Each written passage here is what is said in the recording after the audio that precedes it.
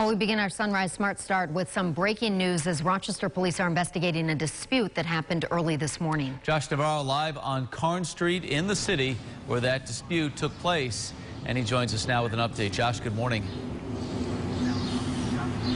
Good morning to you, Mark and Leah. It is still an active scene here off Carn Street. I'm going to walk off the camera and so you guys can take a look at the scene. You can see there are many patrol units. What we know so far is this is a result of a dispute between two men. According to police, one of them had a gun. Police put a shelter in place around 3:45 this morning. So they've been out here for a couple hours now. I saw police come and go from a red home off Carn Street. We don't know if that is the center of this investigation or the homes nearby. Crime tape is still blocking from Willow Street on Carn Street to Otis Street. And of course, we're still waiting to learn more details about what exactly happened here this morning. Of course, once we get that information, we'll give it to you on air and online. For now, we're live in Rochester this morning. I'm Josh Navarro, News 8. Josh, thank you. And again, we will update this story as we get more information on the air and at rochesterfirst.com. The House of Representatives passing a police reform bill. It includes a ban on chokeholds and no-knock police warrants. It makes it easier to file civil lawsuits against officers accused of misconduct. The Democrats' bill passed largely on party lines.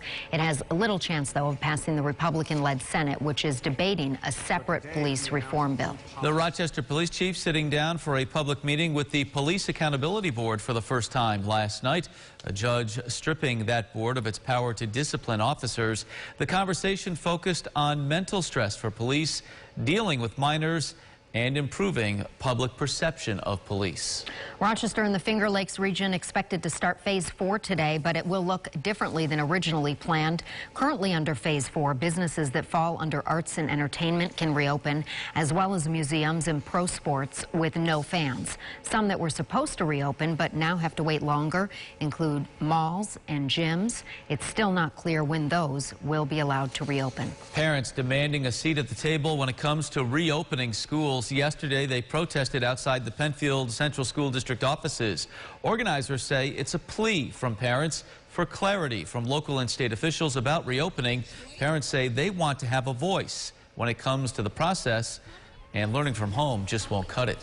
Well, travel restrictions have been put in place for people traveling to New York, and Governor Cuomo says police will be used to enforce them. He says if you fly into New York from one of the high-risk states, inspectors will know your name and where you live. Governor Cuomo says there will be random checks as well. Anyone who does not quarantine for 14 days could face a fine of up to $10,000. The woman found guilty of illegally buying the weapon that was used to kill two West Webster firefighters on Christmas Eve of 2012 is now asking for an early release from prison. In a letter to a judge, Dawn Wynn says that her underlying medical conditions make her more vulnerable to COVID-19. She also says the prison itself is not properly sanitized and that proper social distancing is not taking place. Well, starting the weekend off on a high note. Looks beautiful out there this morning. Good morning, James. Hey, good morning. Yeah, picture perfect out there. Temperatures hanging around 60 degrees. Just really low humidity. You can't write it up much better than it is right now. Your forecast Smart Start here showing temperatures just climbing to the lower 80s by 2 o'clock. Mostly sunny skies. Get out there and enjoy it. Not the case tomorrow because we've got rain around the corner. I expect showers will be dodging on Saturday.